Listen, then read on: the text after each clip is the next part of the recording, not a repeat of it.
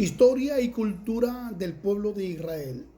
Para hablar de Israel, evidentemente, hay que hablar mucho acerca de Egipto. ¿Qué tiene que ver Egipto con Israel? Bueno, pues tiene que ver mucho, ya que Israel, según las escrituras, estuvo alrededor de 430 años en Egipto. En este periodo de tiempo adoptaron su cultura, su religión y hasta el habla. Aunque ellos se conducían, digámosle, entre comillas, por su tradición oral,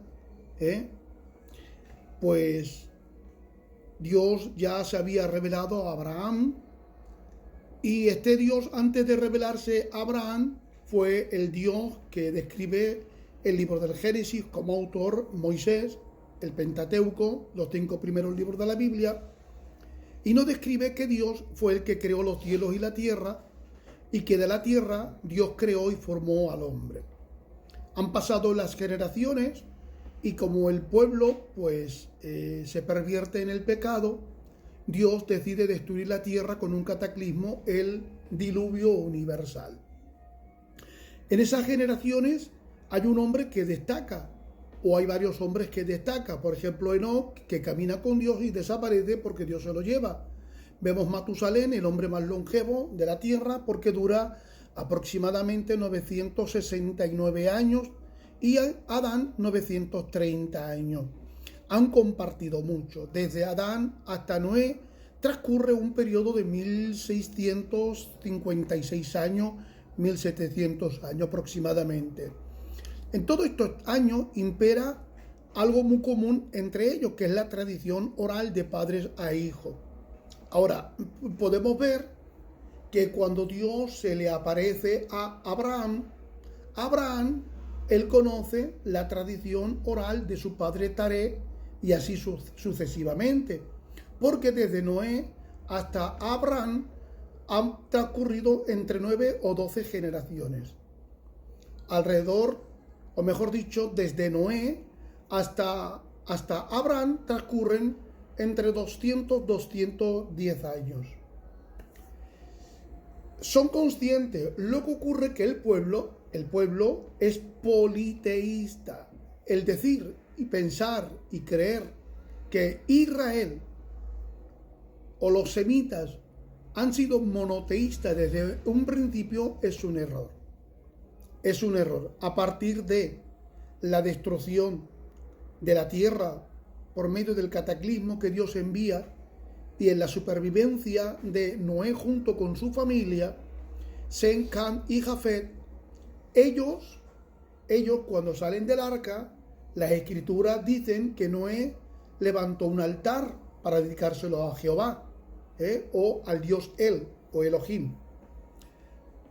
Pero a partir de ahí, las nuevas generaciones se desvían, conocen, son conscientes de la tradición oral, de las maravillas y de las proezas que ha realizado Dios en el huerto del Edén, cómo creó los cielos, cómo creó la tierra, cómo creó, formó al hombre, cómo Caín mató a su hermano, cómo una vez muerto Abel fue sustituido por otro hijo de Adán y de Eva, un tercer hijo conocido como Set, aunque la Biblia describe que tuvieron hijos e hijas.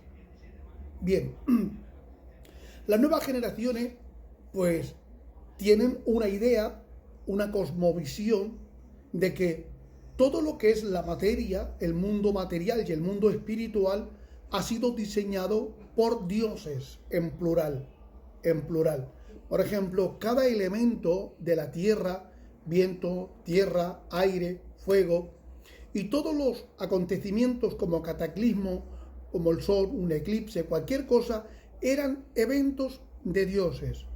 Por eso constantemente estaban haciendo ofrendas con el propósito de apaciguar la ira de esos dioses, y así poder recibir la compensación o la bendición de que cuando sembraran en los trigos tuvieran buena cosecha. Esto ha llegado pues a establecer pequeñas ciudades, estados, políticas y religiosas, y vemos que, por ejemplo, los hijos de Sem, que son los semitas, los hijos de Cam, que son los cananitas o los de Canaán, y lo vemos que los de Jafet, que son los jafetitas, empiezan a distribuirse por todo lo que es la tierra geográficamente. Acá hay unas generaciones, pero que parece ser que no están muy completas o muy detalladas. Dios solamente ha querido revelar lo que a nosotros nos interesa, de poder conocer algo de lo que Dios es y revelar lo que nos concierne en cuanto a nuestra salvación y conocer parte de la historia, pero no toda completa. Por lo tanto, han pasado muchas generaciones y en pequeños grupos se van agrupando y empiezan a formar un sistema cultural y religioso. Cuando es una minoría y tienen miedo, porque por aquel tiempo, pues Nimrod o Cus, hijo de Nimrod, se le llama un héroe, se le llama un cazador, un hombre poderoso, y la mayoría de los exégetas dicen que este cazador no era cazador de animales, sino que era cazador de hombres, es decir, secuestraba a hombres y a mujeres para luego venderlos como esclavos. Entonces, entre estas y otras muchas más facetas que pudieran haber en aquel tiempo, la minoría se juntaban a otros clanes donde pudiera haber un patriarca que gobernara una familia más grande y más poderosa. Así unificaban sus religiones. Nunca se desprendían de ídolos o de dioses nuevos, sino que se unificaban y adoraban a esas deidades.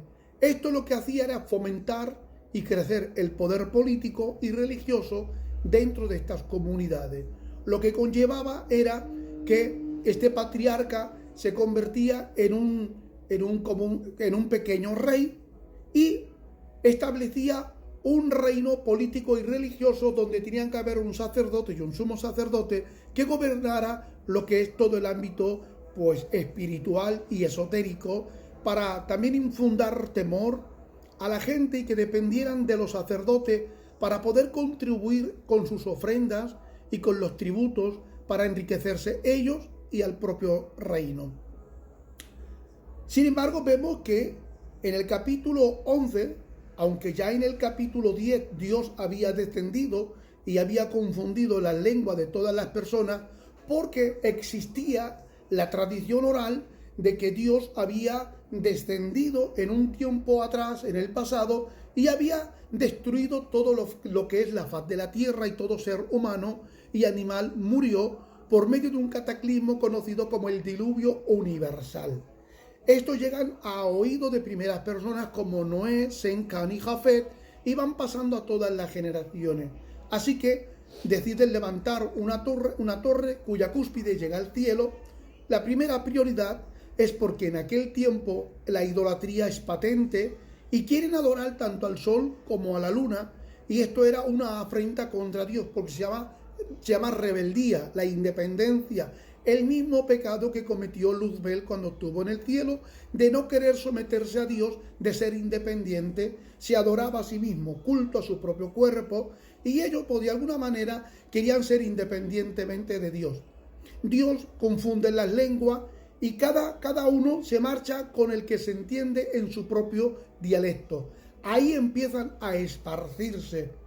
Ese periodo de expansión o de diáspora, digámosle así, donde la gente empieza pues a recorrer toda la tierra geográficamente y a levantar pues imperios como por ejemplo los acadios, Mesopotamia, como Egipto, guarda la Biblia silencio.